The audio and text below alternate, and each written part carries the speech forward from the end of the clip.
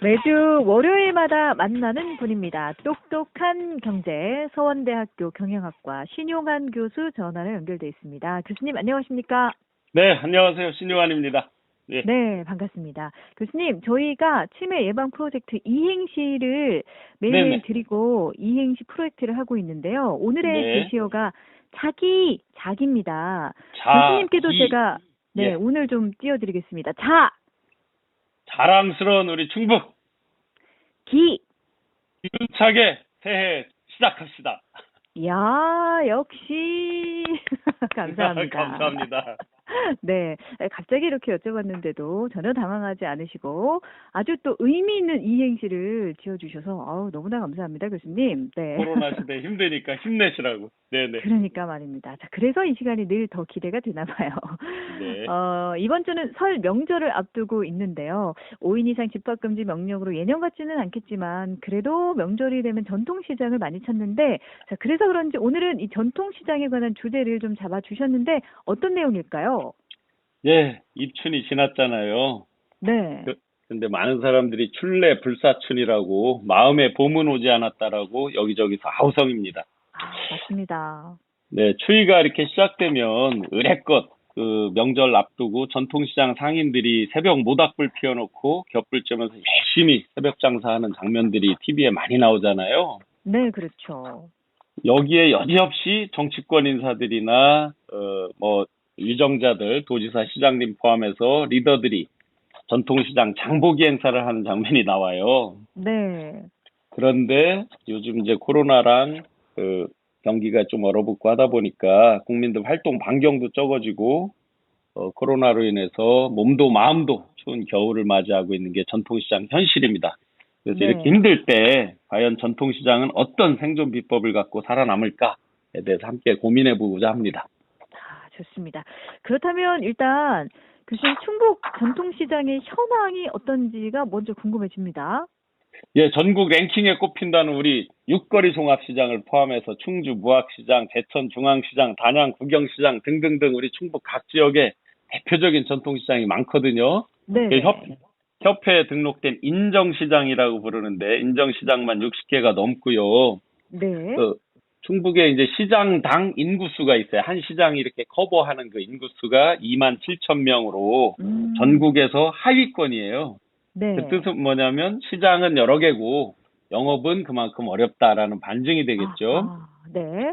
그리고 우리 충북은 고용인이 없는 그 영세 소상공인 비율이 33%가 넘어가지고 전국에서도 최상위권이거든요. 네. 그러니까 소상공인 비율이 많다는 뜻은 그만큼 더 어려울 수 있다는 얘기고요. 네. 그러기 때문에 절대적으로 전통시장에 대한 대책이 더 필요한 충북입니다. 그렇군요. 이 전통시장과 관련해서 좀 재미있는 질문이 하나 있던데요. 육거리 네네. 시장 등 전통시장의 최대 라이벌은 과연 어딘가라는 질문이던데 과연 어딜까요? 교수님 저한테 궁금해지는데요? 이행시 훅 들어오셨으니까 과연 어딜까요, 진행자님? 어딜까요? 저는 청주니까 육거리 시장밖에 네네. 사실은 잘 안 가고 생각이 안 나긴 하거든요. 네. 네. 보통은 이제 육거리 종합시장 같은 그런 전통시장의 라이벌이라고 하면 대형마트나 또는 그 대형 슈퍼마켓 이런 것들 떠올리잖아요. 그렇죠. 근데 이미 이제 정부에서는 2010년대 말부터 대형마트나 대형 그 슈퍼마켓, SSM이라고 부르는 슈퍼마켓 입점을 제한을 시작했고, 월에 2회씩은 휴무를 하잖아요. 네. 이미 그들은 더 이상 이렇게 확장되기 어려운 상태에 놓여 있고, 실제 매출도 그렇게 증가하지 못하고 있는 것도 현실이에요. 근데 우리가 이제 전통시장의 경쟁자를 제대로 파악하려면, 네. 전체 인구 구조, 그리고 가구 구성의 변화에 주목을 해서 봐야 됩니다. 네네. 지금 대한민국의 1인 가구가 우리 4인 가구 기준으로 늘 어떤 얘기를 할 때 시작하잖아요. 그렇죠. 근데 이제 이게 완전히 틀려버렸어요. 1인 가구가 40%, 2인 가구까지 합쳐서 63%나 되는데 네. 놀랍게도 우리 충북은 2인 가구까지 합쳤을 때 67%로 전국 평균보다 훨씬 더 높아요. 높네요. 네. 예, 그러니까 1인 가구, 2인 가구가 대세라는 얘기죠. 네. 그 얘기는 우리 상식적으로 보면 뭐예요? 옛날에는 보통 대형 할인마트, 창고형 할인마트 이런 데 가서 바리바리 싸서 트렁크에 잔뜩 싣고 집에 냉장고에 여러 개를 쟁여놨잖아요. 그죠? 네네. 근데 이제 1인 가구, 2인 가구는 그렇게 했다가는 신선도도 떨어지고 양에서도 그렇죠. 감당이 안 되니까 그럴 필요가 없어졌잖아요. 맞습니다. 그러다 보니까 소비 패턴이 바뀌겠죠? 근데 점점 더 1인 가구가 늘어나게 생긴 게 청년층은 삼포로 연애, 결혼, 출산 이런 것들을 포기하고 중년층에 또 음. 골드미스니 뭐 해서 결혼 안 하고 이렇게 혼자 사는 분들도 많아졌잖아요. 네네. 그다음에 고령층에서는 또 평균 연령이 늘어나면서 이혼, 사별 이런 식으로 해서 혼자 사는 또 어르신들도 많이 늘어났잖아요. 그래서 네. 이런 가구 변화가 소비 문화 패턴 변화로 이어졌다. 가까운 음. 일본을 보면 딱 답이 나옵니다. 그래서 가장 네네. 강력한 경쟁자는 결국은 바로 옆에 있는 동네 편의점이다. 편의점. 예, 네. 코로나로 물론 언택트 시대는 이제 배달 문화가 발달했잖아요. 그리고 네. 밖으로 안 나가다 보니까 창고형 할인 매장이 인기도 있지만 코로나가 지나고 나면 일반적인 경우에 해당되는 얘기는 아니거든요. 네네. 근데 하나 이제 안타깝게 볼 게, 자, 전통시장과 동네 편의점의 대결이다. 그럼 동네 편의점에 가맹된 분들은 상당수가 역시나 또 서민층이죠. 네네. 그러다 보니까 서민과 서민의 전쟁이자 을과 을의 전쟁이라고 하는 그런 서글픈 현실을 우리가 맛보기도 합니다. 그렇군요. 아, 진짜 얘기 듣다 보면은 진짜 서글퍼진다라는 말이 실감이 되는데요. 근데 우리가 또 여기서 이렇게 주저앉을 수는 없으니까요. 교수님, 우리 네네. 전통시장 생존법을 얘기할 때면 흔히 주차장 확보, 전통시장 현대화 이런 얘기들을 많이 하는데 이런 어려운 여건 속에서도 불구하고 앞으로 일단 살아남아야 되니까 우리 전통시장이 살아남으려면 어떻게 하는 게 좋을까요? 네, 보통 전통시장 생존비법 얘기하면 정말 빠짐없이 저 주차장 확보, 네, 전통시장 현대화, 뭐 체양을 어떻게 바꾸고 하는 하드웨어 외적인 얘기를 하잖아요. 네네, 그런데 제가 그 깜짝 놀랐던 게 그 대학 선배가 이제 가나다상에 ABC 마트 한국말로 네네, 가나다상에 이 네, 신발 가게죠. 이 신발 체인이 과연 이 최대 경쟁자는 나이키 브랜드가 아니라 온라인 게임이다. 이런 말에서 놀란 적이 있거든요. 즉, 네, 그 각 신발의 브랜드 내에 미시적으로 좁게 바라보는 경쟁을 본 게 아니라 시장 네, 전체의 거시적인 흐름을 본 거죠. 게임을 음, 많이 하면 운동화를 잘 안 신잖아요. 나올 일이 없으니까, 네, 그렇죠.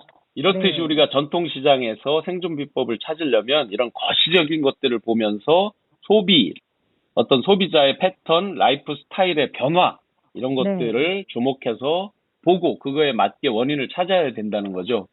여기서 음, 하나 아주 재미난 연구가 하나 나왔어요. 이노션 네, 월드와이드라고 하는 데서 전통문화 트렌드 분석을 했는데요. 네네. 전통시장 연관어하면 진행자님 보통 전통시장 하면 뭐가 생각나셔요? 뭐 재래, 뭐 인심, 뭐 이런 거요? 예, 점 호떡, 이런 거. 네. 호떡, 뭐 어묵 이런 것도 생각나고 그죠? 예, 그렇죠, 네. 값을 깎아주기도 하고 인정 이런 건데. 자, 맞습니다. 자, 전통시장 연관어로 재래시장, 사다 이런 용어도 많이 등장했지만 체험, 네. 젊다, 관광, 활력, 공연 이런 단어들이 상대적으로 높은 비중을 차지했어요. 즉, 이제는 단순히 물건을 싸게 사기 위해서 가는 곳이 아니라 젊고 활기차고 흥미로운 체험도 할 수 있는 장소로 아, 인식을 한다는 거고요. 또 네. 전통시장 먹거리 관련해서 놀랍게도 어묵이나 떡볶이 이런 단어보다 커피, 네. 카페 이런 연관어가 무려 아, 3배나 높게 나왔어요. 그 얘기는 네. 이제 젊은 세대들이 음식 탐방을 위해서 전통시장을 가고 그들이 네. 선호하는 먹거리 패턴도 바뀐다는 거죠. 뒤집어 네. 보면 자 이제 전통시장이 생존하기 위해서는 네. 현대인의 라이프 스타일도 이렇게 바뀌었고 취향도 다 바뀌었잖아요. 그에 네네. 맞게 이제 새로운 업종 도입에 대한 노력을 해야 되는 거죠. 그다음에 음, 요즘 사람들은 뭘 하기만 하면 사진 찍기 한다 그래요. 어른들이 잘 이해 못하는 코드이기도 해요. 인스타에 네네. 올리기 위해서 뭐뭐를 한다 이런 얘기를 많이 하거든요. 자, 네. 그렇다면 그에 맞는 스토리텔링, 그에 맞는 이 사람들의 인식에 맞는 이야기들을 만들어내야 되는 거죠. 현대가 어우러지는 어떤 시장의 스토리 이런 것들을 만들고 네네네. 우리가 흔히 예를 드는 전주 한옥마을 체험과 어우러진 풍남시장 거기에 연에 한 1200만 명이나 찾거든요. 이렇게 이제 네네. 체험과 관광이 같이 어우러지는 조화를 이루는 거.